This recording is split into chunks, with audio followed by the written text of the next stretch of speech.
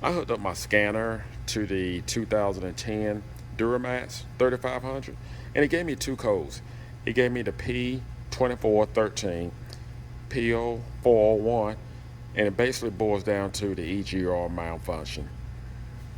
So, with that said, with both of those codes, I'm going to replace the EGR valve and the EGR cooler. So the first thing I want to do is disconnect the battery.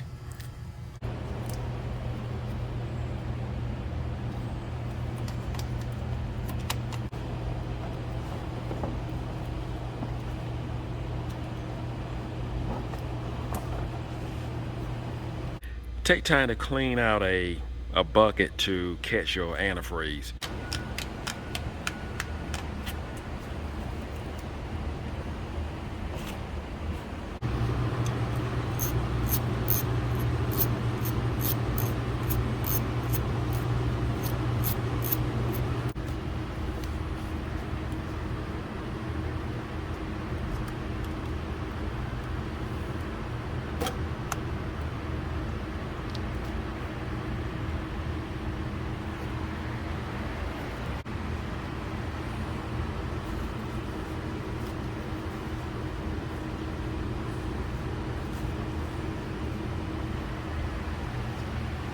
I'm not going to remove the compressor. I'm just going to actually take the bolts loose and just push it over to the side, leave it connected, do not disconnect, so I can have more room here to work with.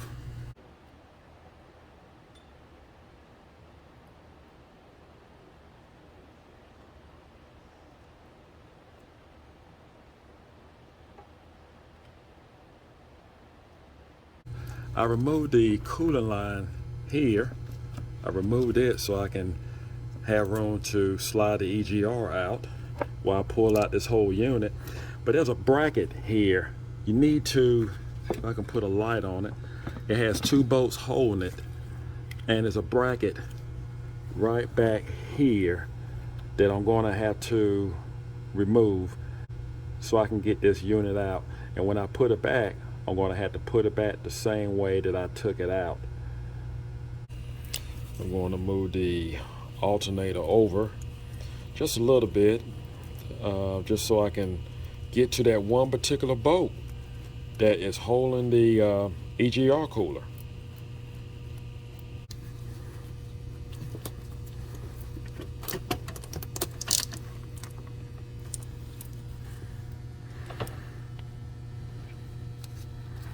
Okay, so if you can see it, that's the bolt that we need to get, that last bolt, and I think that would help us out a lot. At least we can remove the EGR cooler from the rear.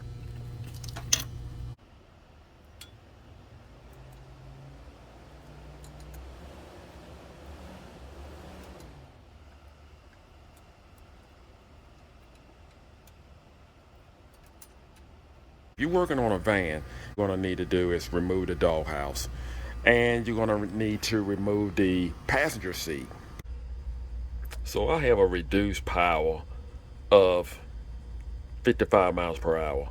The vehicle will not actually go over 55 miles per hour. Now you want to do something right away to address that, because if not, it's going to reduce down eventually to 35 miles per hour.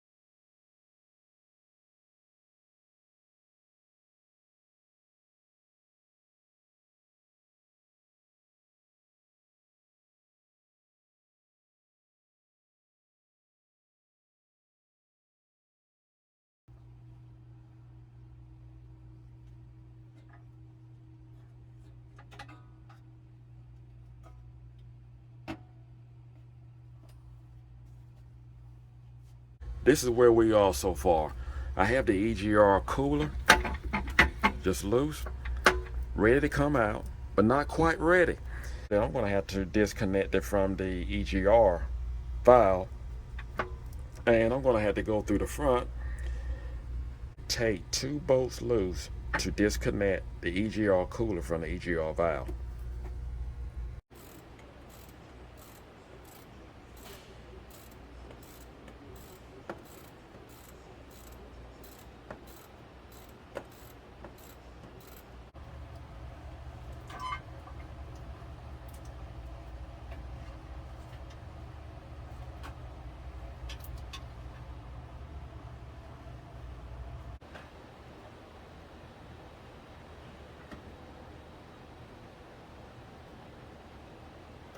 I finally got the EGR valve out. Wouldn't be a bad idea to actually clean this out. And if I clean it out, I recommend to put it in a bar saw bat. Take it loose from here and just clean this section out here. And I do have the gasket here to actually take this unit off so I can actually clean it. And that's what I'm gonna do. I'm gonna just let this soak and try to clean it out the best way I can. And we'll put it back together and put it back inside the vehicle.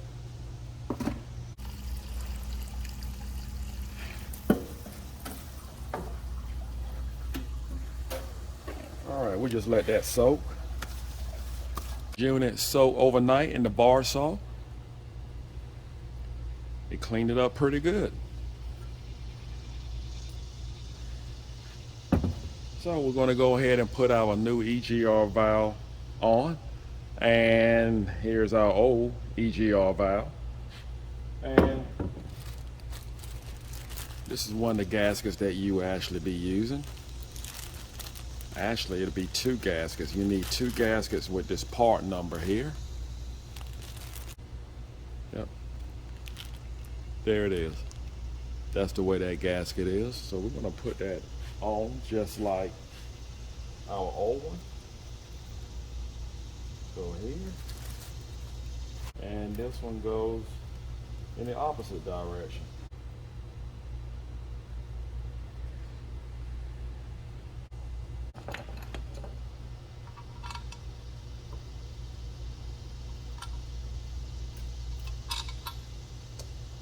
Put the bolts in place.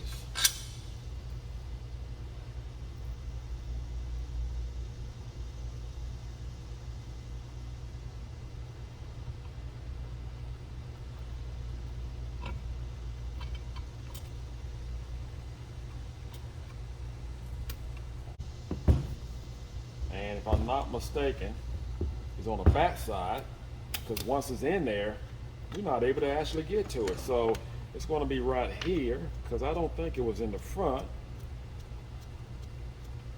if I remember correctly.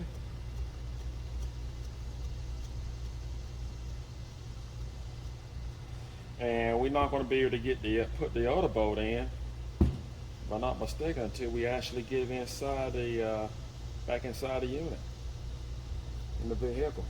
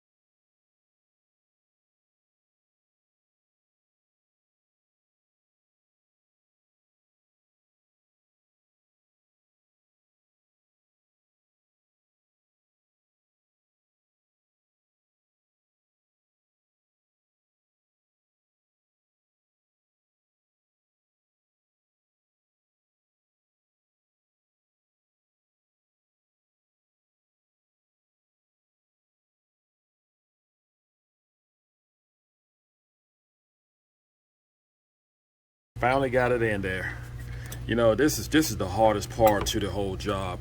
Actually taking this unit out and putting it back in, because keep in mind you're gonna have to, if I can shine some light over here, you're gonna have to loosen up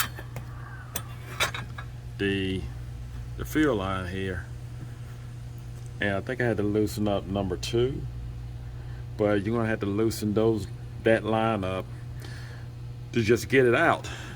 You're gonna have 2 bolts to hold the EGR cooler on, and I'm not concerned about that one, but the one on the bottom, you want to make sure you have that in when you put this unit back in, because if not, it's going to be really difficult to actually, it's almost impossible to get that bolt on the bottom,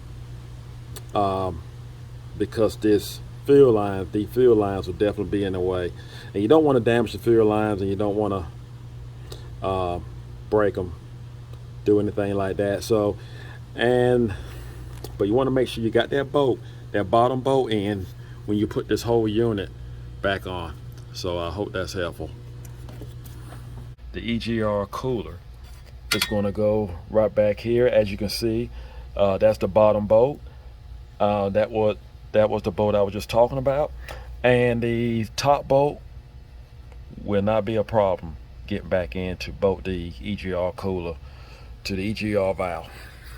I got the cooler bolted onto the EGR, and I just want you to know that I had to get someone to actually be in front of the vehicle to actually tighten down the 2 bolts to get them started, while I remain back here and I actually make sure that the cooler was aligned with the EGR. So you may need to have someone to give you a hand to actually do that. All right, so as you can see that I went ahead and put the alternator back in place and tighten that up, and I'm just going to work my way on over here. The thermostat is next, and I just want to point out with the thermostat, I see why now when they replace the EGR valve that they recommend replacing the thermostat. That's because they got to take the thermostat housing off to actually remove this unit. So and there are 2 different type thermostats that actually go back in here. So I just want to point that out to you. So the first one, the one that goes in the first hole here, will be this part number.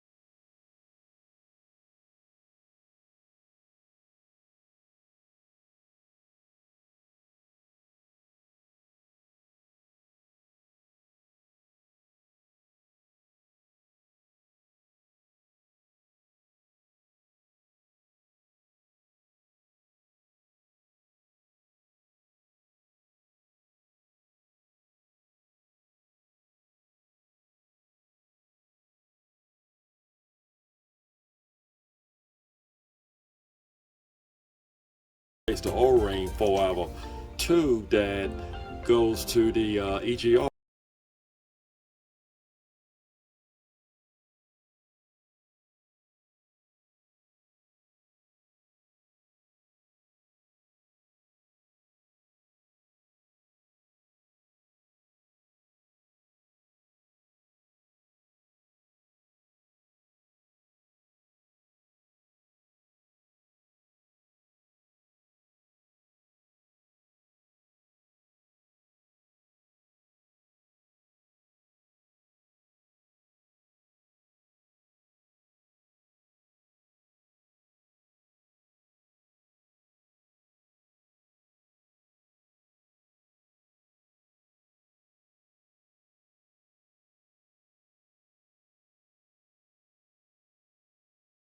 Take a moment to blow out this area. This is the bottom of the tube that goes to the EGR cooler. I like to just make sure that we don't have any leaks. That's why it's important to just put a new O-ring on it. Next, we're going to put our cover in place.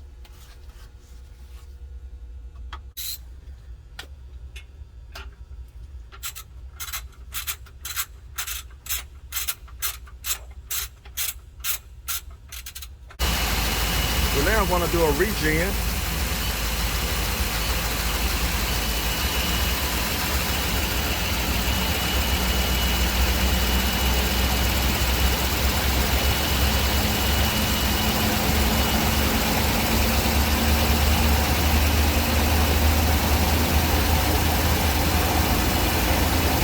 Make sure you have your hood up, your parking brake on. Can't have any engine lights on. So the engine light was cleared out.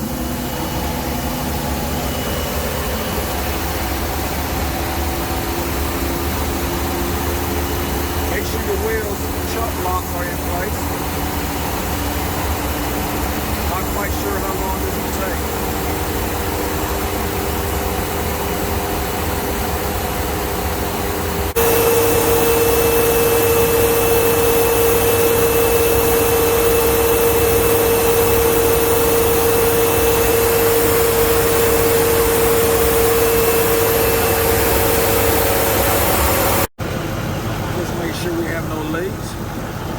Well, that's all there is to it. After you put on your EGR valve and your EGR cooler, you may have to do a regen, and you may have to do it several times or maybe just one time.